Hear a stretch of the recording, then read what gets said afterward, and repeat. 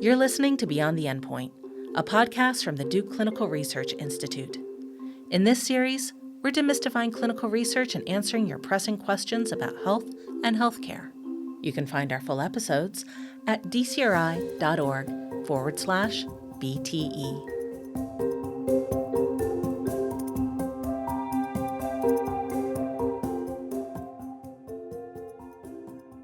In 1997, I was an intern in the Duke CCU. I'll just tell you, our next guest shared with me a simple but profound truth about medicine that's stuck with me ever since. There are really only three things you can do for a patient. He said you can make them feel better, live longer, or avoid an unpleasant event. But how we approach these goals, particularly at a population level, has become more and more complex. We've had a shift in our public understanding of health, the spread of misinformation, and certainly how we approach medicine. I'm excited to have the world's foremost expert in not just how we think about medicine, but how we do the trials and regulatory science, Dr. Robert Califf.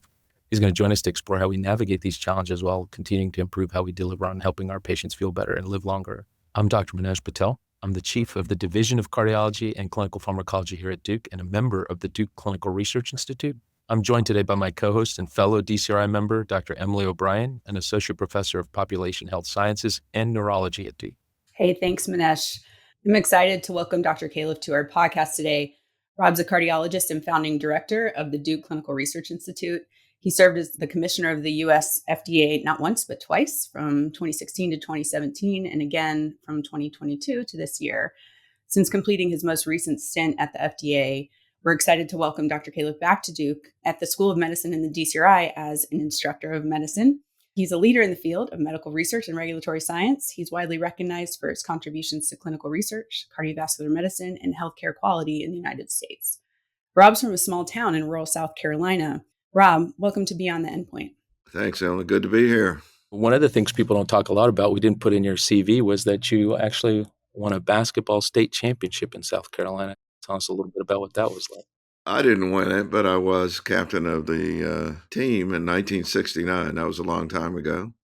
We were 4A state champions. That was a great night, and the next morning was tremendous. Then you're right back to being a normal high school student with all the problems that occur after that. But a lot of great memories of that team and all the things that built up to it. A lot of lessons in life from that, too, of course. I'll bring it up, Rob, because I suspect that's a lot like when you become asked to be the FDA director. It's like an exciting moment. You go through a bunch of stuff and then get back to working on teams and things. And it leads to, I think, the moment we're at now, which is how do we think about health broadly? I know there's a lot going on. One of the biggest challenges we see is that the ability to get evidence and things that work to our communities is hardest. I guess I'd start the conversation by saying, what do you think the biggest challenges are of us getting things that work to our patients? If we're speaking about the United States, I think we have special problems and issues here. Many similarities to everyone else in the world, but also some big differences. We are currently settled into last place in large high-income countries in terms of life expectancy and healthy life expectancy. That is, we have more years of disability in addition to living a shorter life in this country. And we're unique among high-income countries in not seeing healthcare as a right, as a fundamental property of human existence in a society. And so for a whole variety of historical reasons, we have this hodgepodge of insurance coverage and tremendous financialization of the system. I had a very interesting day yesterday. I was down in Houston with a lot of old friends at Methodist Hospital and their cardiology group, which does a tremendous job.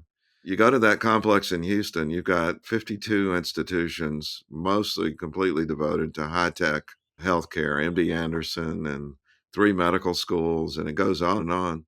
Then you go a couple of 100 miles away in Texas, and you have some of the worst health in the world with inadequate access to basic services. And I think a lot of that is just because of the way that we pay for things, and that distorts a lot of things about our system.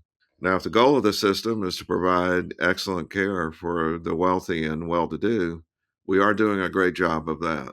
That gets to, I think, something that we're all struggling with right now in this current moment. And I'll just say it's been incredibly challenging to watch some of the changes that have come down the pike, not necessarily at Duke, but at other institutions where faculty members are being told that Equity is no longer on the table as a topic.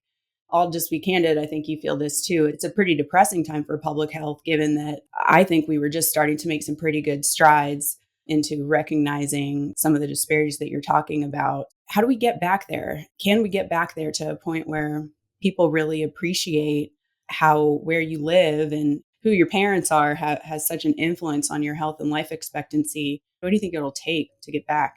This has been quite a journey for me too. And I feel at age 73, I've been through a lot of ups and downs in my career in terms of what I thought should happen. Things go back and forth.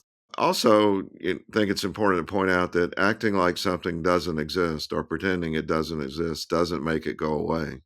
If we say we're gonna claim that there are only two sexes and that gender and sex are the same thing, that doesn't mean that it's true.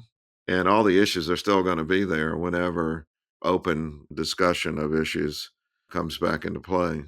So on the more mundane everyday level, but very important, we are talking about the issue of what can we do to create systems that improve the lives of people who don't have excess money, who don't have connections. Right now, as you all know, just getting a primary care appointment anywhere in the United States is almost impossible. It makes it pretty hard for us to argue that we're patient centered. So it's tough for people who think like I do. On the other hand, I'm widely promoting the Humpty Dumpty nursery rhyme as the key here. I've learned that about 100% of Americans know the first verse. All the king's horses and all the king's men couldn't put Humpty Dumpty back together again. But if you read the whole thing, at the very last verse, Humpty Dumpty actually did get put back together again. I just think we need to be as steady as we can be.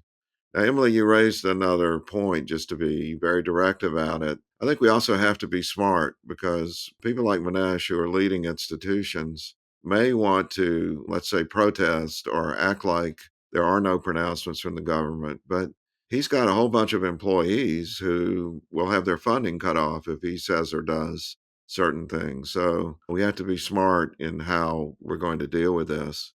The great opportunity is at some point in the future, I have no doubt the system is being disassembled in the way we used to think of it. The great opportunity is it's going to need to be put back together again, and it will be a chance for people to put it back together, often doing things that people who believed in things that I do just couldn't do them because the system made it impossible to do them. Yeah, Rob, maybe I'll pull on that thread. I think maybe I'm a glass half full guy all the time, but the disruptions that are happening do provide this opportunity for us to at least reimagine what would be a way in which you get health to everyone, everywhere. And one of the things I remember again about our history, or at least your history, is that you ushered in some of the modern cardiovascular era by traveling to our remote counties in North Carolina and making sure those patients got into studies that opened up their heart arteries and thought about that. And I think about that because today there are discoveries that we have that don't get to the people that need them.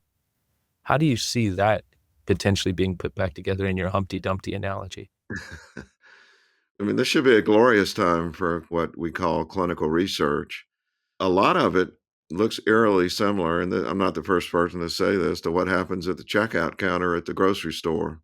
The average grocery store clerk is actually doing more research than the average doctor these days in the United States because every move that's made by the grocery store clerk and everything that you buy is being measured. It's being fed into analytical methods. And of course, the output that's desired there is happier customers spending more money in the store. I think the question for us is can we overcome the historical, cultural issues that have caused us to block the flow of information and create a similar system that was envisioned 30 years ago by the old HMOs, that every healthcare transaction becomes a source of potential knowledge. Analytics are always humming in the background and we're learning as we go. And I think you'd agree we're far from that now. If you talk with our average clinician on the front lines, they're getting very little learning occurring through the practice. It's just so hard to get your hands on the data in the current configuration, but we're ever so close. There is no technical limitation on it now. In one phase of research, that is knowing what to do, what's best, what the best alternatives are, we should have a renaissance coming up very soon in which we're learning in everything that we do. And of course, now we can bring in personal devices and other sources of information to learn. I'll just say another thing about Houston. They were telling me about the new hospital they're building, which is essentially no computers. You walk in and it's all voice activated and all AI driven. But that gets to the core existential issue, I think. What I positioned yesterday was a column about professionalism in all of the biomedical enterprise and a column about financialization. And the values of those two components of our being are in a great, just to put it mildly, in a great state of tension.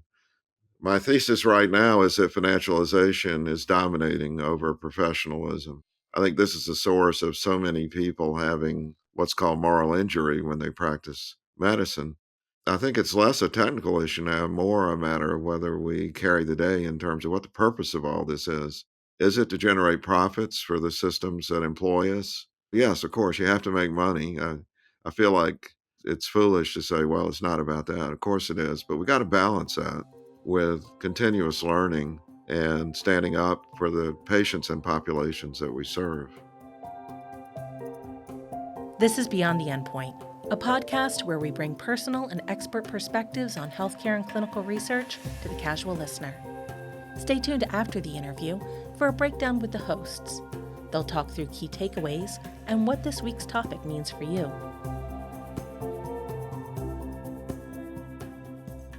So, Rob, it sounds like one of the important constructs here is really one about values.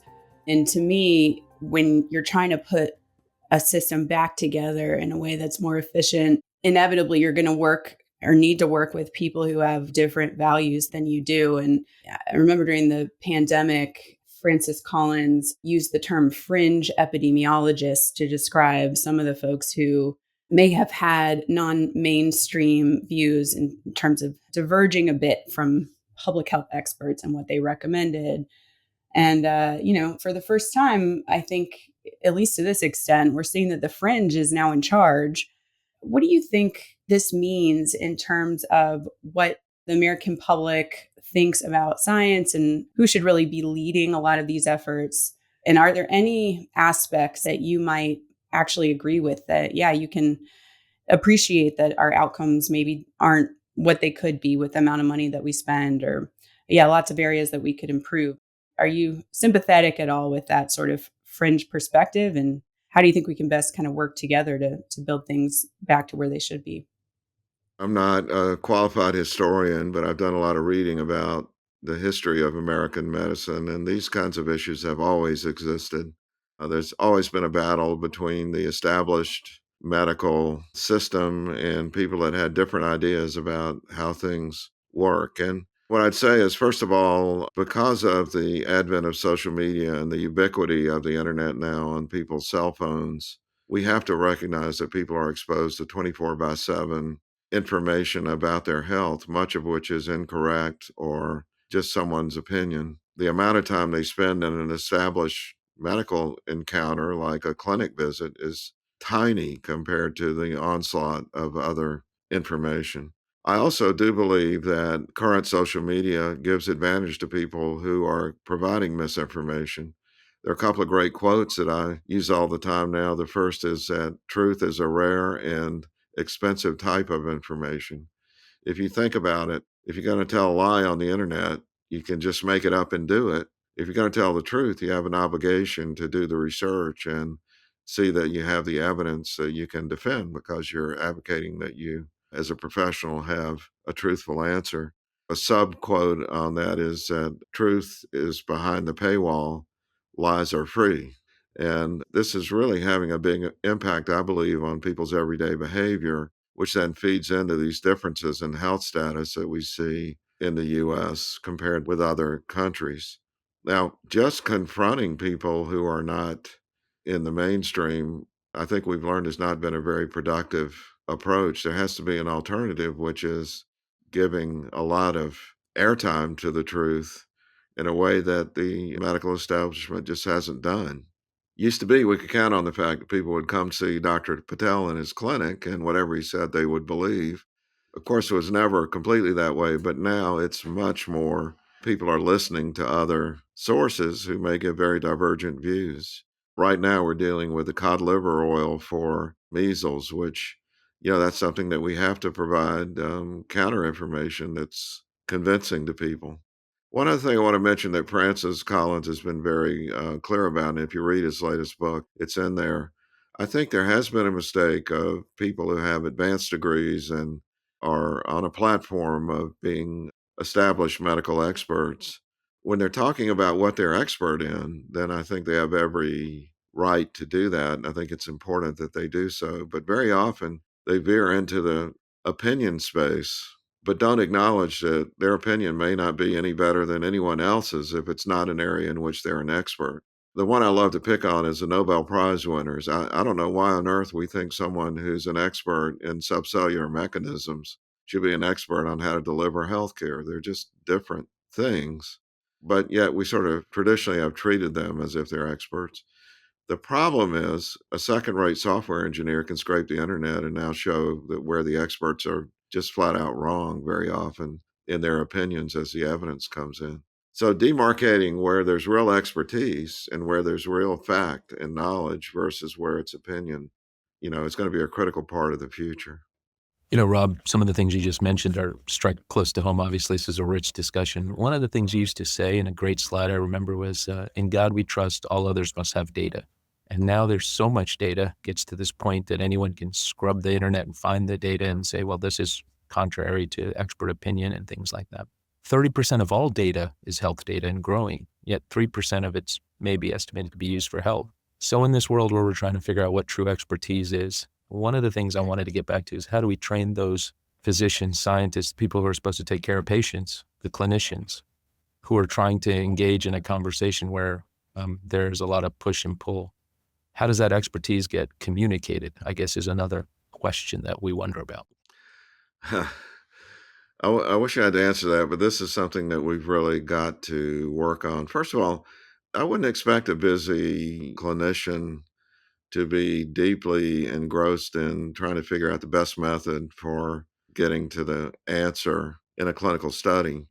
There are methodologists who should work on that, and we should all work together as a team. The clinician on the front lines will be much better served making sure the information that's collected is accurate and reliable. And this part I think is really important, goes back to Manesh, our origins together.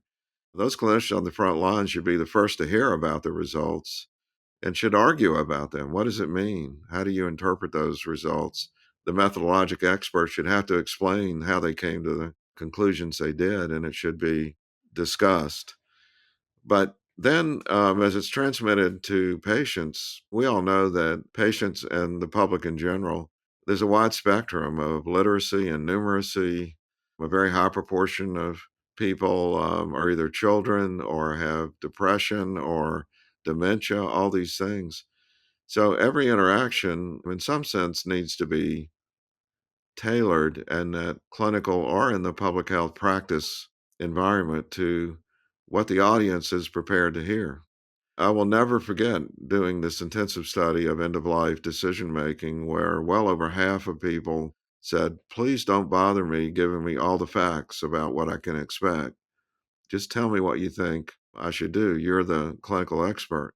The last thing I want to do is to tell people who want to have autonomy that they shouldn't. So we need to make that people who want to get deeply into the details, the people that bring New England Journal printouts to the clinic visit, all that, that's fine. But we also should recognize there are a lot of people who want us as clinicians and experts to give them advice. And it's all in knowing which kind of person is in which place in life. I think it's a terrible thing when you force autonomy on people who are not prepared to deal with it. So you have this spectrum. And of course, advertising on the internet is very much built on that concept that you learn about the person and there's segmentation of channels. We haven't done well with that in traditional medicine and healthcare. And I think it's an area where we've really got to pick up. But at the basis of it is what you said. Every clinician should be contributing to the knowledge base, hearing about it and arguing about it to come to the best place in terms of recommendations for people. I have a follow-up question about that knowledge base, Rob, and you touched on this a bit earlier with the discussion about the financialization of medicine. And we've seen private equity involvement really skyrocket over the past 10 years or so. Are you hopeful that there's good appreciation of the value of data within that community, and that as we see this infusion of capital and really focus on running healthcare like a business, do those folks really see value in data the way that we do as scientists? And what do you think it would take to kind of align our values so that we can actually develop something that looks like a learning healthcare system? I think what I'm seeing across, whether it's private equity or not for profit health systems, I'm seeing great value in financial data. And the biggest use of AI in medicine today is figuring out which patients and which clinicians are profitable and which patients and clinicians are not profitable. Everywhere I've gone, clinicians have told me they're being instructed by their bosses to find well insured patients that bring profits to the system. And of course, the rationale is even if you're not for profit, if you go underwater financially, you can't pay your employees. And we understand that. But the balance of how to use data for health outcomes, that's a lot harder. And what I hear from when I challenge people on this in the financial leadership sector in healthcare is we just sort of assume that clinicians know what they're doing. They're acting on behalf of patients. Our job is to make sure that the finances work. And this is why I think we got to bring these things together. And where the best health care for people is not profitable, then putting that together into a whole is, I think, a big part of it. I mean, I have to say, do I think the American way of paying for healthcare is good? No, I think it's terrible. And I would do it entirely differently, but I can't change that. My goal is to work within the system that we have. Hope it does change. Other countries are doing it differently, and their people are living longer and having less encumbered lives in terms of physical disability. So I would hope we could change like other countries, but America doesn't tend to take the advice of other countries. That's a lot like doctors. Sometimes we don't take the advice of others too. So it's probably a good conversation to have about how we change behavior, which is a big, different topic. As we round out our sort of conversation, as you said, changing American healthcare payment's hard. But one of the things that we can do is to align more of the payment towards more things that work. I'm struck by that great opportunity of saying we're going to do more of that. I would say most of the world is a follower community. The more people that you touch, the more people you see is a way people measure your impact. I'm not suggesting it's always right, but it is.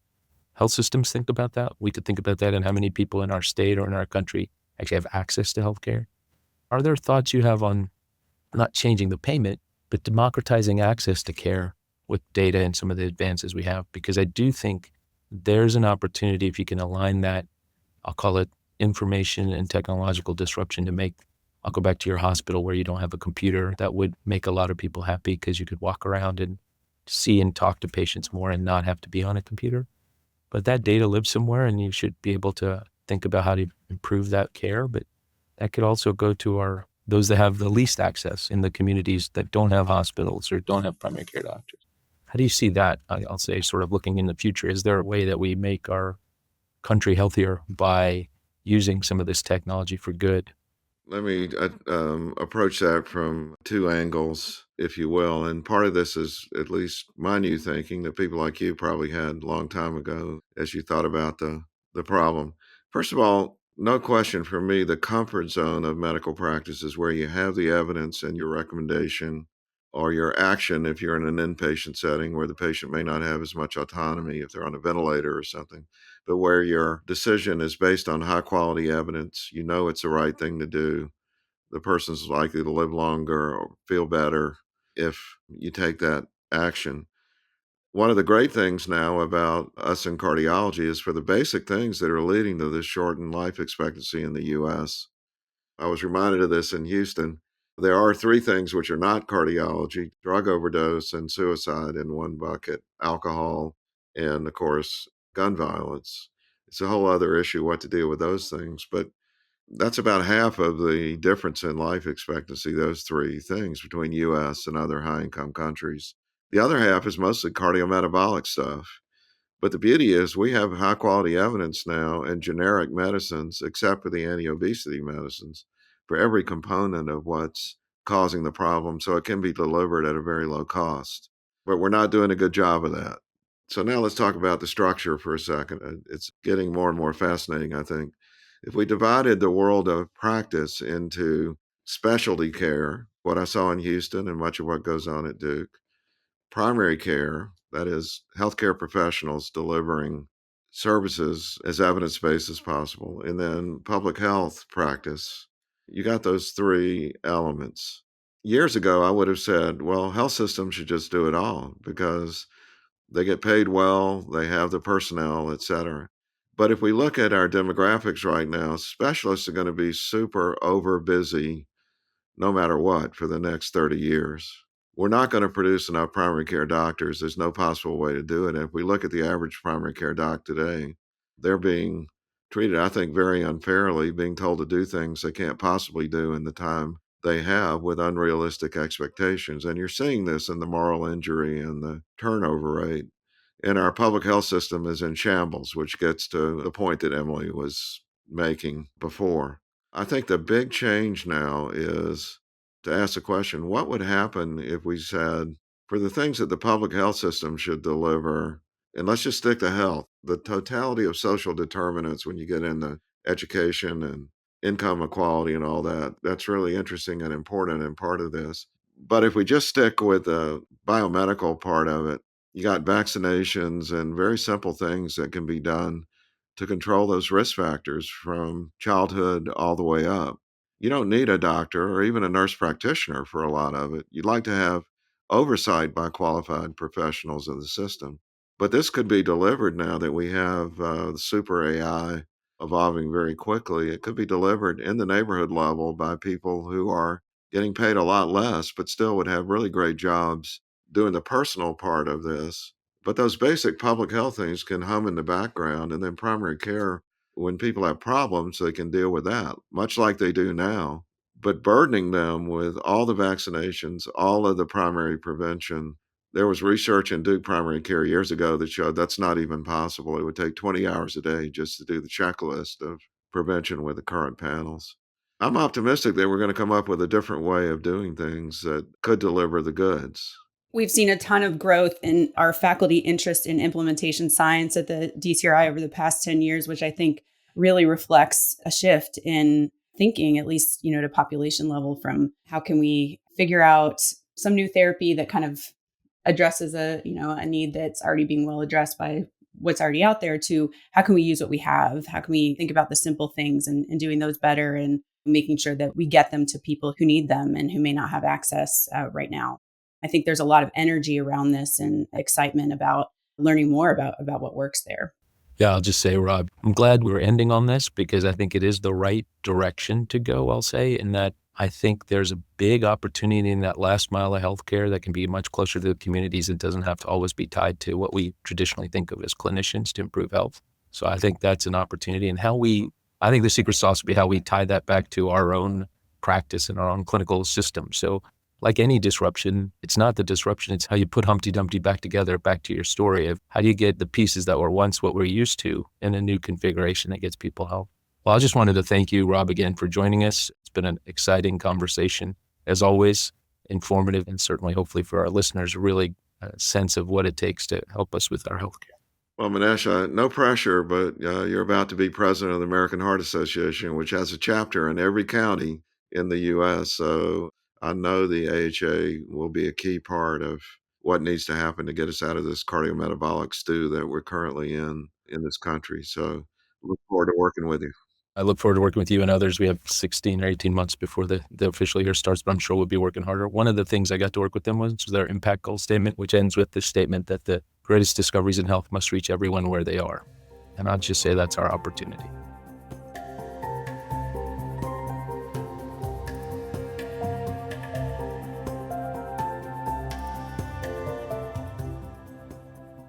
Hey, so Manesh, that was a great conversation. It's not often that you get a former FDA commissioner, much less someone who's also been on the industry side and really spent his career developing partnerships between people in different sectors, which is way more difficult than it sounds. And it's just amazing to hear him talk about what he views as opportunities in terms of using those partnerships to improve population health in the future.